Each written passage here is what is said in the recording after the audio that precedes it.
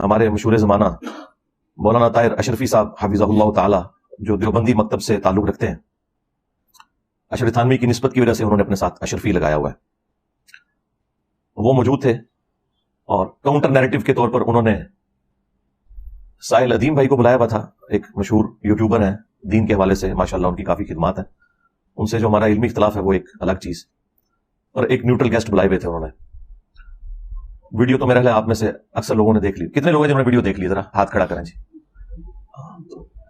اس کا مطلب ہے کہ وہ ویڈیو آلموسٹ جو لوگ شوق رکھنے والے لوگ ہیں وہ دیکھ چکے ہیں، کافی وائرل ہوئی وہ ویڈیو۔ اس میں انہوں نے گفتگو کا آغاز تو مولانا طاہر اشرفی صاحب سے کیا کہ وہ اپنا پوائنٹ آف ویو سامنے رکھیں، تو انہوں نے ایگری کیا اینکر کے ساتھ کہ آپ کی باتیں درست ہیں، لیکن اینکر نے کاؤنٹر کوشچن کے طور پر ان سے پوچھا کہ اس کا ذمہ دار کون ہے، اصل یہ بات بتائیں۔ اب ظاہر ہے کہ کس عالم کی جرت ہے اخلاقاً وہ مان لے کہ ہم لوگ مجرم ہیں اس پورے معاملے میں۔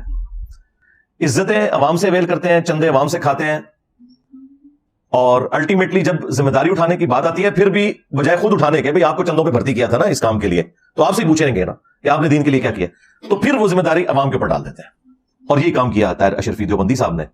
انہوں نے کہا کہ علماء کی تقریریں لوگ نہیں سنتے، آ کر عربی خطبے کے وقت، یعنی جو دوسری اذان کے بعد ایک خطبہ ہوتا ہے مختصر سا، اس وقت تو لوگ انٹر ہو رہے ہوتے ہیں مسجد میں، تو وہ جب علماء کا واضح نہیں سنیں گے تو انہیں کیسے پتا چلے گا کہ انہوں نے کیا کرنا ہے؟ چلے انہیں تو نہیں پتا چل رہا، کیا علماء کو بتانے میں یہ کامیاب ہوئے ہیں کہ آپ نے لوگوں کا استحصال نہیں کرنا، لوگوں پہ ظلم نہیں کرنا؟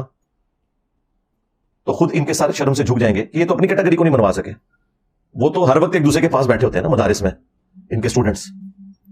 تو عوام کے اوپر انہوں نے ڈالا، انہوں نے کہا عوام تو دوسرے خطبے کے وقت آتی ہے جو عربی والا ہے اینڈ پہ، تو جب وہ ہماری بات ہی نہیں سنیں گے تو ان کی اصلاح کیسے ہوگی؟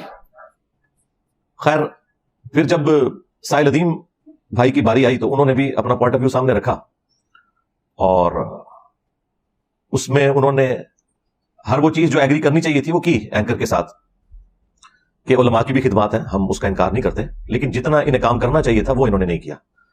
پلس انہوں نے یہ بھی مانا کہ پاکستان جو انیشلی تو ظاہر ایک سیکولر ریاست بننے جا رہی تھی، محمد علی جناح رحمہ اللہ تعالیٰ مسلمان ضرور تھے لیکن اس طرح کے وہ پریکٹسنگ مسلمان نہیں تھے کہ وہ اسے اسٹرانجلی کوئی اسلامی ریاست بنانا چاہتے تھے، لیکن علماء کی وجہ سے یہ پبلک اکٹھی ہوئی اور ایک ریلیجیس نعرہ بھی مل گیا جس میں مذہب کا رنگ بھی تھا، پاکستان کا مطلب کیا، لا الہ الا اللہ۔ اور پھر پاکستان بننے کے بعد سب سے زیادہ اگر کریڈٹ میں کسی کو دیتا ہوں تو مولانا مودودی رحمہ اللہ تعالیٰ ہیں، قرارداد مقاصد کے حوالے سے ان کی بہت بڑی کنٹریبیوشن ہے، اور اس میں جب یہ بات مان لی گئی کہ پاکستان میں حاکمیت اعلیٰ کا مالک جو ہے وہ اللہ ہے، اور پاکستان کی عوام اس حق کو اس اعتبار سے ایگزیکیوٹ کریں گے کہ وہ اپنے نمائندے چنیں گے، لیکن پاکستان میں کوئی بھی قانون قرآن و سنت کے خلاف نافذ العمل نہیں ہوگا۔ اس کے بعد جو کوئی اس میں باریکیاں ہیں ان میں کچھ کمزوریاں موجود ہیں، لیکن اوورال ان پرنسپل یہ بات مان لی گئی، اور اسی پہ مولانا مودودی رحمہ اللہ تعالیٰ نے ورڈکٹ دی تھی کہ آج ریاست پاکستان نے کلمہ پڑھ لیا ہے، یعنی اس سے پہلے وہ ایک صرف عام ڈیموکریٹک ملک بنا تھا، لیکن قرارداد مقاصد کے بعد وہ اسلامی جمہوریہ پاکستان، جس میں ریاست کا جو دستور ہے وہ اسلام اورینٹڈ ہوگا، لیکن ساتھ ہی ساتھ جو غیر مسلم ہیں انہیں بھی مکمل آزادی ہوگی۔ اب یہ بھی نہیں ہونا چاہیے کہ اسلام کے نام کے اوپر یہاں پہ رہنے والے ہندوؤں کا یا کرسچنس کا استحصال کرنا شروع کر دیا جائے۔ پاکستان کے جھنڈے میں ایک وائٹ کلر کی پٹی ہے جو اس چیز کو ریپرزینٹ کرتی ہے کہ مسلمانوں کے علاوہ بھی باقی لوگوں کے لیے یہ امن کی جگہ ہے، اور گرین والا پورشن انہوں نے مسلمانوں کو ریپرزینٹ کرنے کے لیے رکھا ہوا ہے۔ تو علماء کی جو کنٹریبیوشن ہے اسے ساحل ادیم بھائی نے کہا کہ ہم ایکسپٹ کرتے ہیں، اس میں تو کوئی دوسری رائے نہیں ہے، لیکن جتنا کام انہیں کرنا چاہیے تھا اتنا یہ کر نہیں سکے۔ اور پھر انہوں نے اس میں مزید چیز ایڈ کی کہ 52 خطبات سال کے، یعنی ہر جمعے کا خطبہ علماء کے پاس اویلیبل ہے، پبلک نے آنا ہی آنا ہے مسجد میں، تو یہ اپنی بات کنوے کر سکتے تھے، لیکن ان کے اندر کوئی ایسی اٹریکشن ہی نہیں ہے جو سو کالڈ دنیاوی سیاسی رہنماؤں کے اندر موجود ہے، کہ ان کے جلسوں میں تو لاکھوں لوگ آ کے بات سن لیتے ہیں، اور تقریر سے پہلے ہی گراؤنڈ کے اندر لوگ موجود ہوتے ہیں، جس طرح یہاں میرے اس سٹیج پہ آنے سے پہلے یہاں 300-400 بندہ انتظار کر رہا ہوتا ہے، حالانکہ یہ سنڈے کا دن ہے، یہاں نماز بھی نہیں ہوتی، نماز مسجد میں لوگ پڑھتے ہیں، جمعے والے دن تو پھر بھی نماز پڑھنی ہوتی ہے، مجبوری ہوتی ہے، لوگوں کو آنا چاہیے، لیکن نہیں، لوگ بات سنتے۔ تو انہوں نے کہا کہ یہ اب دیکھنے کی ضرورت ہے کہ علماء کے اندر اٹریکشن کیوں نہیں ہے، کہ 52 خطبات اویلیبل ہیں ان کے پاس، یہ اپنی بات کنوے کر سکتے تھے لیکن نہیں کر سکے گے، اور جمعے کے خطبات بھی لوگ جو ہے وہ عین وقت پہ مسجد کے اندر آتے ہیں سننے کے لیے. اب یہ والا جو پورشن ہے یہ آلریڈی طاہر اشرفی صاحب نے خود مانا ہوا تھا کہ لوگ نہیں آ کے ہماری بات سنتے. اب وہی بات جب ساحل ادیم بھائی نے ریپیٹ کی تو یہ ان کو کاٹ گئی.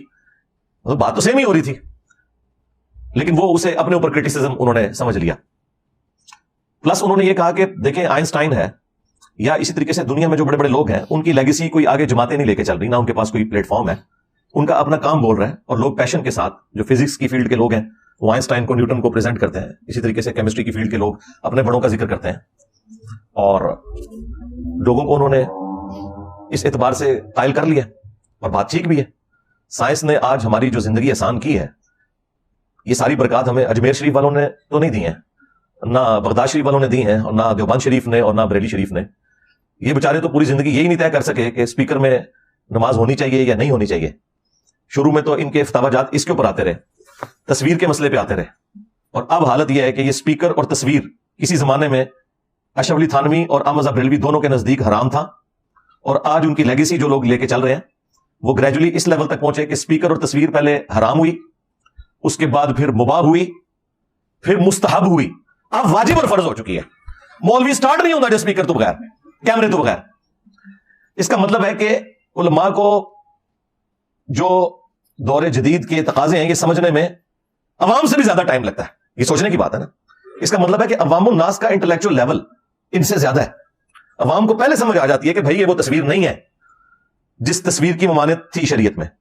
چند انٹلیکچوئل علماء بھی تھے, علماء عرب, مولانا مودودی, ڈاکٹر اسرار, ڈاکٹر طاہر القادری, یہ وہ لوگ تھے جو شروع سے ہی اس تصویر کو اس کیٹیگری میں نہیں سمجھتے تھے.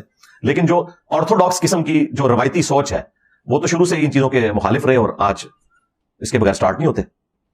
لیکن اب لیٹ ہو چکے ہیں کیونکہ انجینئر صاحب میدان میں آ گئے, اور یہ جو بعض لوگوں کو زوم ہو گیا نا کہ انجینئر صاحب پہلے آ گئے, اس وجہ سے میں کہتا ہوں کہ مجھے چھوڑ دیں, آپ لوگ کوئی علمی ویڈیو بنائیں, میں اپنے چینل سے اسے شیئر کرواتا ہوں, ہم دیکھ لیتے ہیں لوگ آپ کی بات سنتے ہیں کہ نہیں.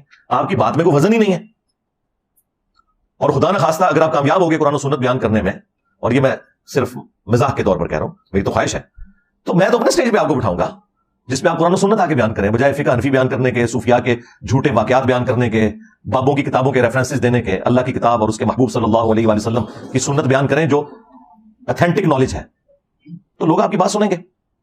تو لوگ ہمیں کہتے ہیں کہ جی یہ چونکہ آپ پہلے آ گئے, میں کہتا ہوں جی ہم ابھی بھی نہ آئے ہوتے. ہم نے جو اب یہ مزاج لوگوں کا بنا دیا نا کہ قرآن و سنت کے بغیر چیز ایکسپٹ نہیں کرنی, میری ویڈیوز نہ بھی اپلوڈ ہوں تب بھی ان کو کوئی نہیں سنتا, کیونکہ ان کے پاس کوئی چیز بتانے کے لیے ہے ہی نہیں ہے جو یہ بتائیں. اور اگر وہ کچھ بتائیں گے تو پھر ان کو اپنے سارے پرانے بزرگوں سے اعلان برات کرنا پڑے گا, ان کے تو عقائد و نظریات کسی اور ہی فکر کے اوپر تھے.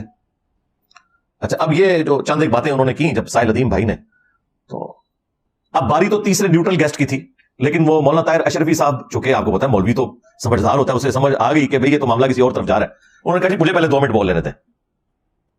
اچھا, تو وہ اینکر نے ترس کھایا کہ چلو مولانا صاحب ہیں, ان کی بھی بیچ میں کوئی ایک آدھ جملہ لے لیتے ہیں, حالانکہ اصولاً ایسا نہیں کرنا چاہیے تھا, وہ اپنی باری پہ بولتے نا. تو وہ اینکر کو اگر یہ پتا ہوتا کہ یہ اٹھ کے بھاگ جائیں گے تو وہ کبھی بھی ان کو اس طرح چانس بیچ میں نہ دیتے. تو انہوں نے کہا کہ جی میں تو ایسے بدتمیز شخص کے ساتھ بیٹھ ہی نہیں سکتا. انہیں یہ سمجھ آ گئی تھی کہ یہ ابھی 5 منٹ میں نے اتنی کروا لی ہے اپنی اور اپنے بڑوں کی, اور اگلے گھنٹے کے اندر تو بچنا ہی کچھ نہیں ہے.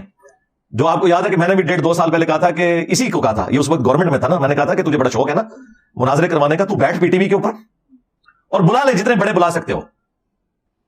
تاکہ عثمانی صاحب کو بلانا ہے, مفتی منیر صاحب کو بلانا ہے, کسی اور کو بلانا ہے, بلاؤ, اور لائیو پروگرام چلے, اپنے موقع پہ تم بولو, پھر میں بھی ریبٹل کروں گا, میں بتاؤں گا کہ ان کے قائد و نظریات کیا ہیں المحنت علی المفنت کے اندر, اور قرآن و سنت میں کیا عقیدے لکھے ہیں. تو دودھ کا دودھ پانی کا پانی ہو جائے گا. اور وہ میری کرامت 1.5-2 سال کے بعد ظاہر ہوئی کہ آپ دیکھ لیں گے اتنی دیر بات سن سکتے ہیں. اصولی بات یہ سن کے تو اٹھ گئے ہیں, ابھی تو ریفرنسز کے ساتھ اگر میں بیٹھا ہوں تو کیا حال ہو, انڈیو ٹی وی کے اوپر آپ نے دیکھ نہیں لیا, یعنی میں نے پورا زور لگایا, 1.5-2 منٹ بس صرف میں گفتگو کرتا تھا. میں نے کہا بھائی 3 باتیں تم لوگ مان لو جو یہاں پہ فرقہ واریت کے خلاف بیٹھے ہوئے ہو. نمبر 1, تم لوگ ڈکلیئر کرو کہ سارے فرقے مسلمان ہیں, بریلوی, دیوبندی, اہل حدیث, شیعہ, اور انہی عقائد کے ساتھ اگر مر جاتے ہیں تو ایک نہ ایک دن اپنا عذاب بھگت کے جنت میں چلے جائیں گے, کیونکہ مسلمان جو ہیں کلمہ وہ مشرک بھی ہو تب بھی وہ کافر تو نہیں ہے نا, اس کا معاملہ اللہ کے سپرد. چلو ان جنرل بات کر دو کہ یہ تمام فرقے مسلمان ہیں, نمبر 1. نمبر 2, ان سب کو چندہ دینا جائز ہے, جو تمہاری زندگی موت کا مسئلہ ہے. اسی کے اوپر ہی تو الگ ہوئی ہے مسجدیں. آپ اسلام آباد میں دیکھیں کتوں کی طرح لڑتے ہیں یہ مولوی, کتوں کی طرح. اور یہ کتے کی مثال میں اس لیے بیان کر رہا ہوں کہ سورۃ الاعراف میں اللہ تعالیٰ نے علماء سوء کے لیے یہ ٹرم یوز کیا, یہ میرے رب کی سنت ہے. اور میرے نبی کی بھی سنت ہے, آپ صلی اللہ علیہ وآلہ وسلم کی بھی حدیث ہے ابو داؤد میں کہ میری امت میں ایسے گروہ پیدا ہوں گے جس طرح ہلکا کتا کسی کو کاٹ جائے اس کے ایک ایک ریشے میں وہ اس کا زہر پھیل جاتا ہے. تو ظاہر ہے کہ یہ ہلکا کتا علماء ہی کاٹتے ہیں, عوام میں سے تو نہیں کوئی ہلکا کتا ہوتا کہ جو دین سکھا رہا ہو. علماء یہود ہی خلاف ہوئے نا عیسیٰ ابن مریم کے علیہ السلام, اور وہی علماء یہود نبی صلی اللہ علیہ وآلہ وسلم کی مخالفت میں کھڑے ہوئے. تو یہ کتے کی مثال میں نے اس لیے بیان کی کہ کتے کی طرح لڑتے ہیں.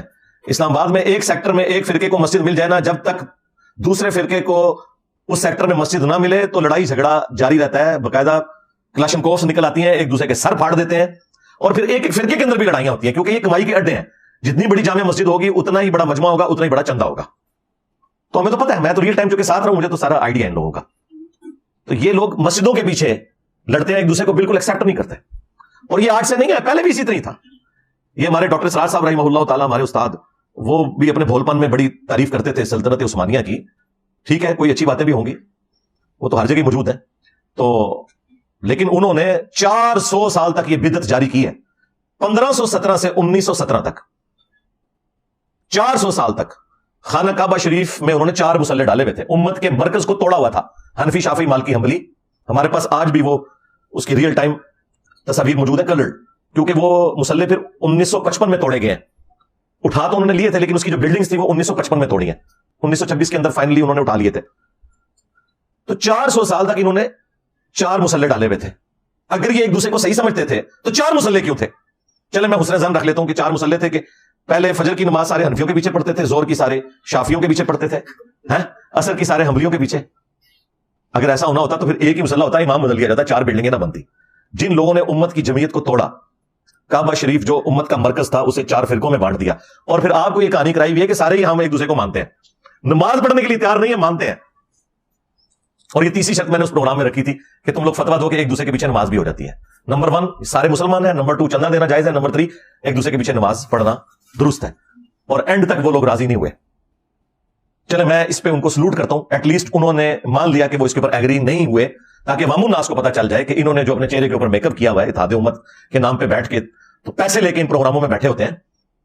تو یہ لوگ اتحاد امت چاہتے نہیں ہیں, کیونکہ اتحاد امت تو ان کی موت ہے. اور بھائی جس دن میکڈونلڈز نے یہ اناؤنسمنٹ کر دی کہ چپس جو ہے ہمارے اچھے نہیں ہیں, KFC والوں کے اچھے ہیں, تو میکڈونلڈ تک گئی. ہاں میکڈونلڈز تھے, KFC, تو بریلی اور دیوبند, ہاں 2 فرنچائز ہیں, دونوں ایک امام حنیفہ کی جائز اولاد ہے. ناجائز نہیں میں کہتا, جائز اولاد ہے, اگرچہ ایک دوسرے کو جائز نہیں سمجھتے یہ, اور آپ ڈفرنسز ان کے دیکھ لیں, یہ ان کی حالت ہے. تو وہ اس پورے پروگرام کے اندر ایگری نہیں کیے. یہاں پہ بھی آپ دیکھیں وہ کہتے ہیں کہ یہ سائل جو ہے یہ گالیاں نکال رہا ہے ہمیں. اس میں گالی کہیں آپ نے سنی ہے کہ اس نے نکالی ہے؟